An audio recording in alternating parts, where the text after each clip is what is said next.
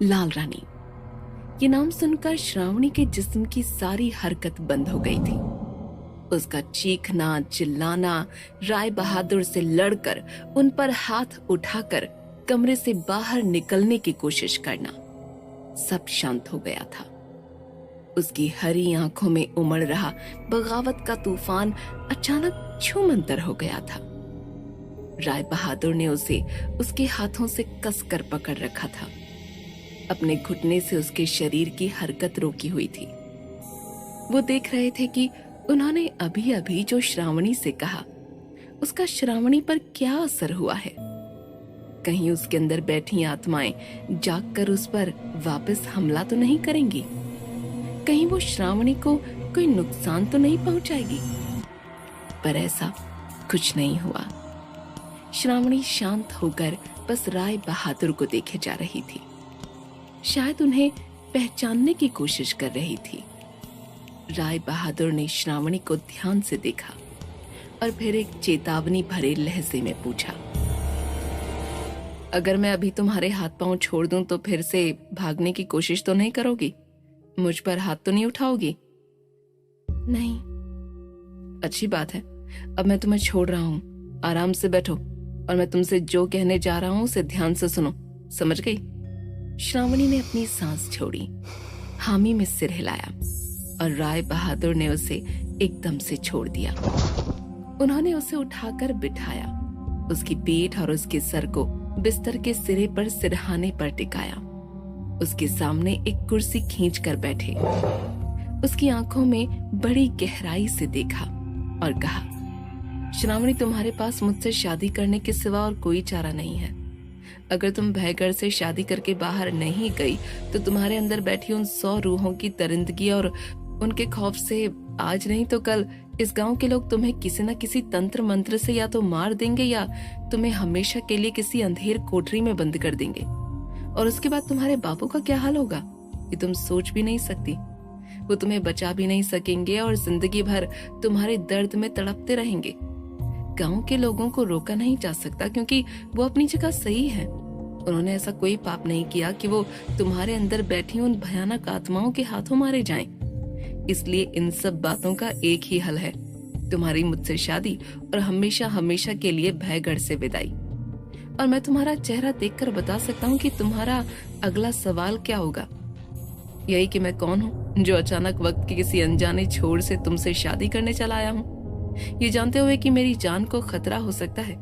जो शैतान तुम्हारे अंदर बसते हैं उनसे मेरे खानदान को खतरा हो सकता है। मैं फिर भी तुमसे शादी क्यों कर रहा हूँ? हाँ, मैं अनजाने में आपकी जान भी ले सकती हूँ, आपके किसी अपने को मार सकती हूँ। ये नहीं सोचा आपने? सोचा सब सोचा मैंने श्रावणी, पर तुम फिक्र मत करो, मेरा खून तुम्हारे हाथों नहीं लिखा और न ही तुम मेरे किसी अपने का बाल भी बांका कर सकोगी। अब इसके आगे कैसे, क्या, क्यों मत पूछना मुझसे। तुम्हारे लिए इतना ही जानना जरूरी है कि तुम ये शादी अपने बापू और अपने गांव के लोगों को जिंदा रखने के लिए कर रही हो।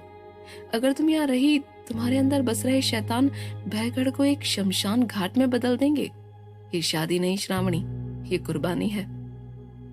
राय बहादुर की बातों ने, उनकी दलीलों ने और उनकी शानदार और रौबीली शख्सियत ने श्रावणी के चारों खाने चित्त कर दिए थे। श्रावणी को भले ही अपने अंदर बैठी आत्माओं के कांड याद नहीं रहते थे, भले ही श्रावणी एक आम जिंदगी जीने की कोशिश करती थी, भले ही श्रावणी गांव के लोगों की नफरत और डर को नजरअंदाज करने की जी तोड़ कोशिश करती थी, सच तो वही था जो राय बहादुर ने उससे सीधे स्पष्ट शब्दों में अभी अभी कहा था। श्रावणी समझ चुकी थी कि वो अपनी 18 साल की जिंदगी के उस मोड़ पर आ पहुंची है जहां वो अपने साथ ये आंख मिचौले का खेल और नहीं खेल सकती। वो एक शापित लड़की है, उस पर भूतों की टोली का राज है और उन पर काबू पाना बहुत जरूरी है। राय बहादुर कौन था कौन नहीं था ये तो नहीं पता, पर पता नहीं क्यों श्रावणी को ऐसा लग रहा था कि वो इस आदमी पर भरोसा कर सकती है। अब ये इसलिए था क्योंकि राय बहादुर ने उसके गुस्से को, उसकी बगावत को काबू कर लिया था, या उन्होंने उसे लाल रानी बुलाकर उसके अंदर कुछ जगाया था, ये कौन जाने। श्रावणी ने एक गहरी सांस ली और उसने राय बहादुर से आंखें मिलाए बिना अपनी घबराहट छुपाने के लिए बिस्तर का एक कोना अपने नाखून से खरोंचते हुए कहा, अगर ये शादी कुर्बानी है तो ये रिश्ता तो ना हुआ राय बहादुर साहब। तेज जी, राय बहादुर हम अपने खानदान के लोगों के और बाहर के लिए हैं श्रावणी। हवेली में हमें सब तेज बुलाते हैं और तुम भी हमें यही बुलाओगी। अब कहो, कौन सी बात तुम्हें परेशान कर रही है? तेज, ठीक है, मैं आपको तेज ही बुलाऊंगी। मैं आपसे ये कहना चाह रही थी कि शादी तो होगी पर हमारा रिश्ता कैसे हो सकता है? आप मुझे ना बीवी की तरह देख रहे हैं और ना मैं आपको पति की तरह। मैं आपको ठीक से जानती नहीं, आपसे प्यार भी नहीं करती, तो फिर 100 भूतों को अपने शरीर में बसाए बैठी हो, उनके काबू में आकर खून की होली खेलती हो। तुम्हें देखकर गांव के हर इंसान का खून सूख जाता है, पर हो तुम 18 साल की अल्हड़ और बेवकूफ लड़की ही। तुमसे किसने कहा कि मैं तुम्हारे अंदर अपनी बीवी नहीं देख रहा हूँ? कुर्बानी, समझौता वगैरह वगैरह तुम्हारे लिए है, मेरे लिए नहीं। और रही प्यार की बात, तो अपने आप को देखो और मुझे देखो। तुम एक शापित, भयानक और जानलेवा लड़की हो। चाहे तुम कितनी ही सुंदर क्यों ना हो, तुम्हें लगता है कि कभी भी किसी को तुम पर प्यार आ सकता है? और मैं राय बहादुर तेज प्रताप सिंह उसूल, परंपरा और लक्ष्य के लिए जीता हूँ। तुमसे शादी मेरा लक्ष्य है, मेरी मंजिल है। इसलिए तुमसे प्यार हो या ना हो कोई फर्क नहीं पड़ता। इसलिए अपने सपनों के महल से उतर जाओ श्रावणी, वो रेत का बना है, रह जाएगा। हम दोनों की शादी में ना प्यार होगा ना कोई जज्बात होगा। ये शादी एक ठोस वजह से हो रही है और यही हमारी किस्मत है। कुछ और पूछना है तुम्हें, या मैं बाहर जाकर तुम्हारे बापू से कह दूं कि तुम्हें ये शादी मंजूर है? आप सही कह रहे हैं तेज, मैं एक आम लड़की की तरह शादी और जीवन साथी के बारे में सपने कैसे सजा सकती हूँ, जब मैं एक आम लड़की हूं ही नहीं। मैं नहीं जानती कि आप कौन हैं और जो कर रहे हैं वो क्यों कर रहे हैं, पर इतना समझ चुकी हूँ कि मेरी मर्जी हो या ना हो, आप हर हाल में ये शादी करके रहेंगे। सिर्फ 20 मिनट से जानती हो मुझे, पर बिल्कुल सही पहचाना तुमने मुझे। ये रिश्ता पक्का है और ठीक 7 दिनों में पूर्णिमा की रात हम दोनों की शादी होगी और मैं उसका शगुन अभी कर देता हूँ। मेरे पास आओ श्रावणी। जी, मैंने कहा मेरे पास आओ श्रावणी, घबराने की कोई बात नहीं है। जैसा तुम सोच रही हो मैं वैसा कुछ नहीं करूंगा तुम्हारे साथ। आओ यहाँ। थोड़ा घबरा कर, थोड़ा डर कर श्रावणी धीरे से राय बहादुर की तरफ झुकी। राय बहादुर ने अपनी उंगलियों से श्रावणी के दाहिने कान के बाल हटाए और अपने कान में पहनी हुई सोने की बाली उतारकर मन ही मन मंत्र पढ़ते हुए श्रावणी के दाहिने कान में पहना दी और बाली पहनाते ही उसके कान में कुछ फूंका। और जैसे ही राय बहादुर ने श्रावणी को अपनी बाली पहनाकर उसके कान में फूंका, श्रावणी तिलमिला उठी। वो बिस्तर से उछलकर कमरे के दूसरे कोने में जा गिरी। कमरे में बिजली कड़कने लगी। श्रावणी का रंग सर से पैर तक काला हो उठा। उसकी एक एक नस में खून की जगह बिजली दौड़ने लगी। उसकी आंखों के डोरे लाल हो गए और उसके अंदर समाई आत्माएं दर्द से जूझते हुए चिल्ला उठी। ये ठीक नहीं किया राय बहादुर, तूने श्रावणी के कान में अपनी सोने की बाली पहनाकर ठीक नहीं किया। अगर तुझे लगता है कि तू हमें इस लड़की के शरीर को इस्तेमाल करने से रोक सकता है, इसे इस्तेमाल करके हाहाकार मचाने से रोक सकता है, तो याद रख, हम भी चांदाल आत्माएं हैं। तेरे तंत्र को तोड़ने के लिए हम जो करेंगे तू सह नहीं सकेगा। क्या फूका है तूने इसके कान में? अगर तुम सबको हमेशा के लिए रोक सकता तो बहुत साल पहले रोक लिया होता, पर लाल रानी बीच में आ गई। पर अब कहानी अलग है। मैं पहले की तरह कमजोर और जज्बाती नहीं हूँ। आज बिना इस बात की परवाह किए कि श्रावणी को कितना दर्द हो रहा होगा, मैं उसके शरीर में तुम्हारी हरकत रोक सकता हूँ। अब तुम सब न श्रावणी के शरीर को कोई तकलीफ दे सकोगे और न किसी और की जान ले सकोगे।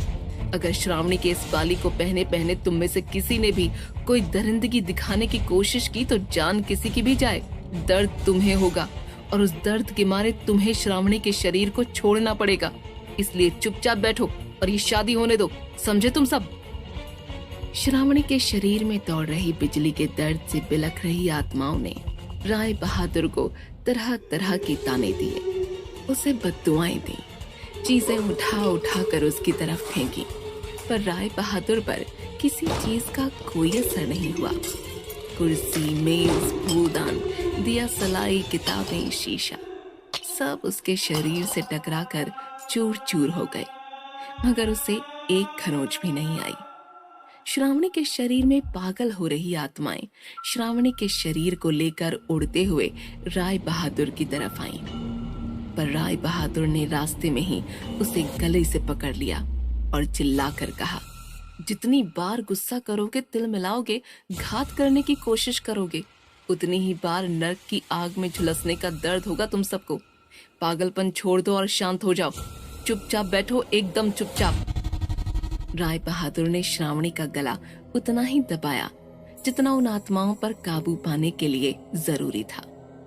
आत्माएं धीरे धीरे शांत हो गईं। श्रावणी का रंग लौट आया, उसका पसीना सूख गया और वो पतझड़ में गिर रहे किसी फूल की तरह राय बहादुर की बाहों में उतर आई। उसके होशो हवास लौटे तो उसे एहसास हुआ कि वो किसी डरे हुए हिरण की तरह राय बहादुर के सीने से लगी हुई है। अपने हाथों की उंगलियों से उनके बंद गले के कंधे के कपड़े को ऐसे पकड़ रखा था जैसे कोई डूबता हुआ इंसान किसी नाव को पकड़ ले। श्रावणी ने तुरंत अपने आप को संभाला और माफी मांगते हुए अपने गालों पर एक लाली महसूस करते हुए राय बहादुर के सीने से हट गई और बिना उनसे आंखें मिलाए कहा, मैंने शायद आपको नुकसान पहुंचाने की कोशिश की, पता ही नहीं चला मुझे कि अचानक क्या हो गया। हमेशा की तरह मुझे माफ कर दीजिए तेज। जिस ताकत पर तुम्हारा बस ही नहीं उसके कर्मों के लिए माफी क्यों मांगती हो?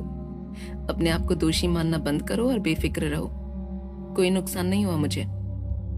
इससे पहले कि श्रावणी कुछ और कहती या पूछती, दरवाजे पर जोर जोर से दस्तक हुई। शायद केशव थोड़ी देर पहले हुई चीख पुकार सुनकर घबरा गया था, इसलिए दरवाजा खटखटा रहा था। राय बहादुर ने दरवाजा खोला और एक घबराए हुए केशव को देखा, जो भागकर अपनी बेटी के पास गया और देखने लगा कि उसे कोई चोट तो नहीं आई। राय बहादुर ने योगी अमृत, जो कि शांत और सहज खड़े थे, उन्हें गहरी नजरों से देखते हुए केशव से कहा, आपकी बेटी बिल्कुल सही सलामत है ससुर जी, फिक्र मत कीजिए। उसके अंदर बैठे भूत भी हमने अभी के लिए चुपचाप बिठा दिए हैं और श्रावणी हमसे शादी करने के लिए मान गई है।